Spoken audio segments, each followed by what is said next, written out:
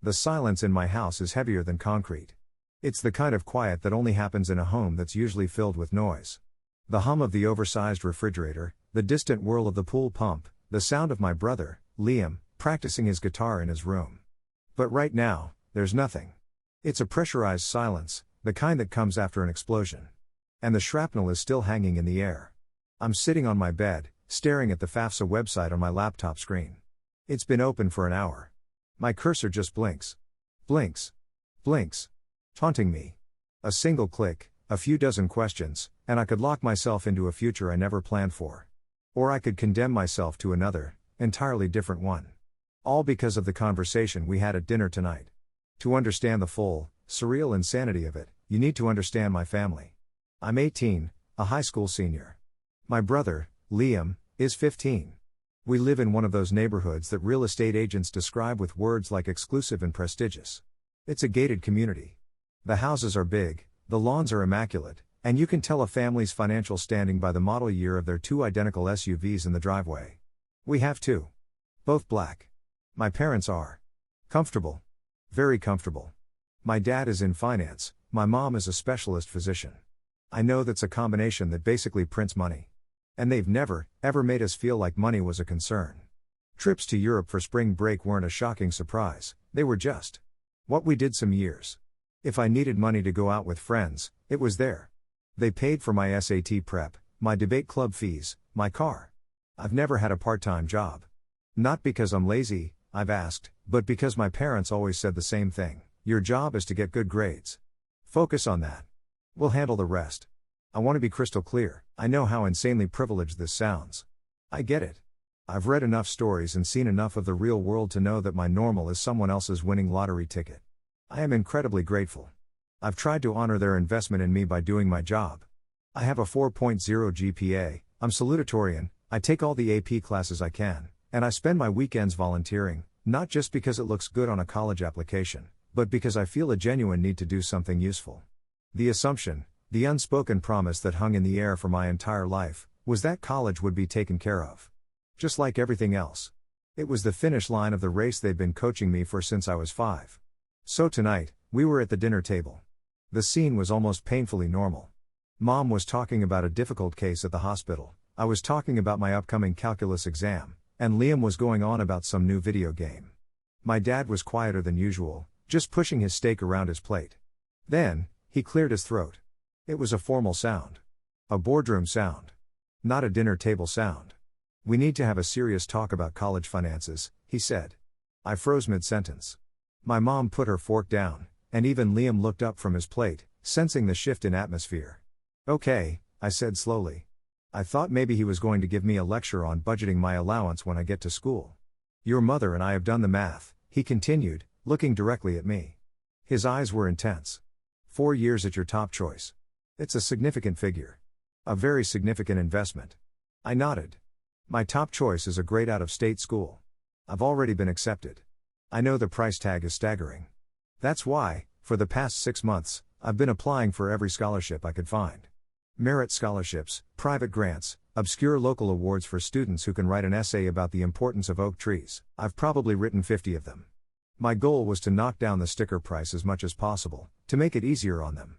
I know, Dad, I said. That's why I've been trying so hard with the scholarships.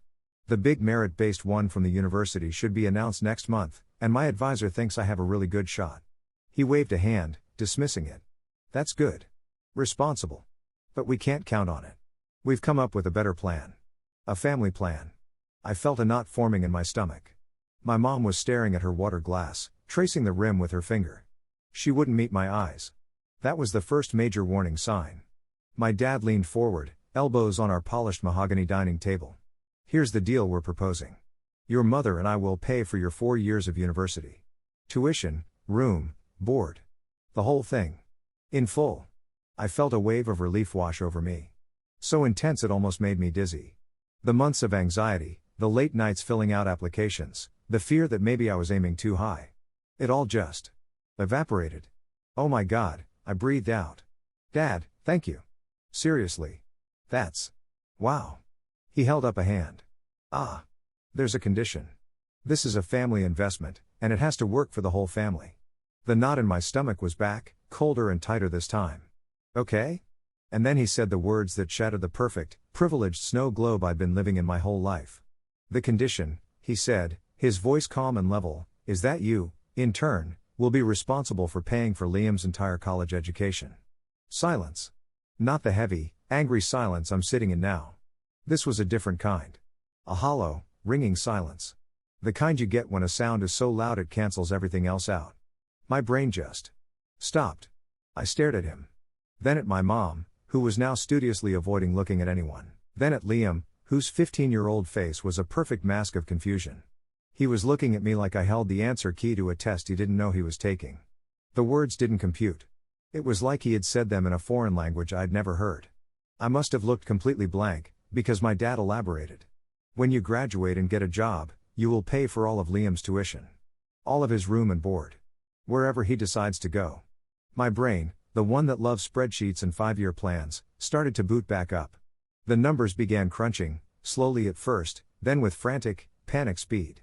Liam is a genius. Genuinely. He's smarter than I am, and he's got his sights set on schools that make my top choice look like a community college. MIT, Caltech. Schools with price tags that look like the down payment on a small office building. We're talking $80,000 a year. Maybe more by the time he goes. $80,000 per year. Times 4. $320,000. On a starting salary. The logic of it was so broken that I started to laugh. It wasn't a happy sound. It was a choked, incredulous bark. What? I finally managed to say. Dad, that's not possible. Of course it's possible, he said, his voice hardening slightly. You're smart. You'll get a good job. A good job? A good job? What job do you think I'm going to get straight out of college that will let me have $300,000 of disposable income over 4 years? I won't even be able to rent an apartment. I won't be able to buy a car. I won't be able to start saving for anything. For my own life. My voice was rising, getting higher with each sentence. It's called sacrifice, he shot back. It's what families do for each other. Your mother and I are sacrificing for you. We expect you to do the same for your brother. I looked at Liam. He looked horrified. Dad, I don't want her to have to do that, he said, his voice small. This isn't about what you want, Liam, my dad said, not even looking at him. His focus was entirely on me. It felt like an interrogation. This is about family responsibility. This isn't responsibility, this is financial insanity, I said, my hands flat on the table. You know the numbers, Dad. You work in finance. You know that's an impossible burden to place on someone in their 20s. It would cripple me. For years. Maybe a decade. I tried to calm down, to appeal to his logical side. Look, I said, lowering my voice. I love Liam. Of course I want him to have the best. And when I'm established, when I have a good job and my own savings, I will absolutely help. I will help you guys pay for him. I can contribute. I can pay for his books, or help with his rent. I would be happy to do that. But taking on the entire burden myself. I can't. It's not about not wanting to. It's that it is factually, mathematically impossible. That's when he lost it. His face got red. Selfish, he spat. The word hit me like a slap. That is the most selfish, short-sighted thing I have ever heard. After everything we've provided for you. A life with no worries. No burdens. The one time we ask you to step up and be part of the team, you say no? Because you're worried about your own comfort? The financial burden on us is immense, paying for 2 out-of-state tuitions back-to-back. This is how we make it work. This is the plan. Then it's a terrible plan. I was yelling now. Why don't you take out a loan? You have the assets. Your credit score is probably perfect. Why are you trying to saddle me with this instead? Because it's about principle, he yelled back. It's about you learning what it means to contribute. The room was electric with tension. My mom finally spoke up. Honey, maybe we should calm down. No, he said, cutting her off. She needs to understand. This is the deal. This is the only deal. We pay for you, you pay for Liam. If you don't like that deal. He leaned back in his chair, a look of cold finality on his face. Then you can take out student loans for your own education. The choice is yours. And that was it.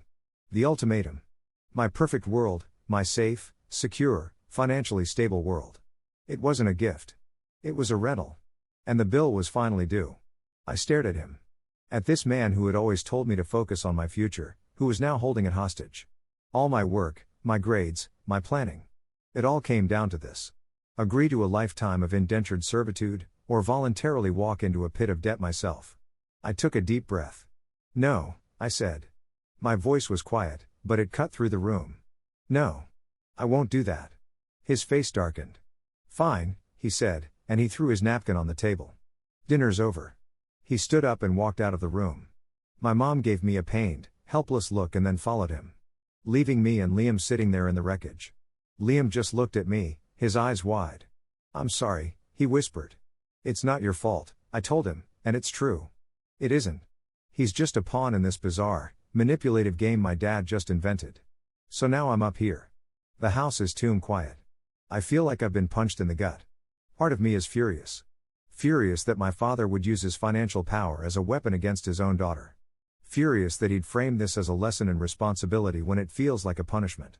But there's another part of me. A smaller, more uncertain part. That's twisting with guilt. He used the word selfish. And it's rattling around in my head. Am I being selfish? He's right, my life has been incredibly easy. I've never known financial struggle. Is this what real adulthood is, making impossible sacrifices for family? Am I just a spoiled brat who can't handle the first real challenge that's been put in front of her? My dad believes that I owe my brother a future because my parents paid for my present. He sees it as a simple transfer of responsibility. I see it as being chained to a boulder before I've even learned to walk. I honestly don't know if my moral compass is broken because it's never been tested before. So, Reddit. Am I the asshole for refusing my dad's deal, and choosing to take on student loan debt for myself rather than agreeing to pay for my brother's entire college education?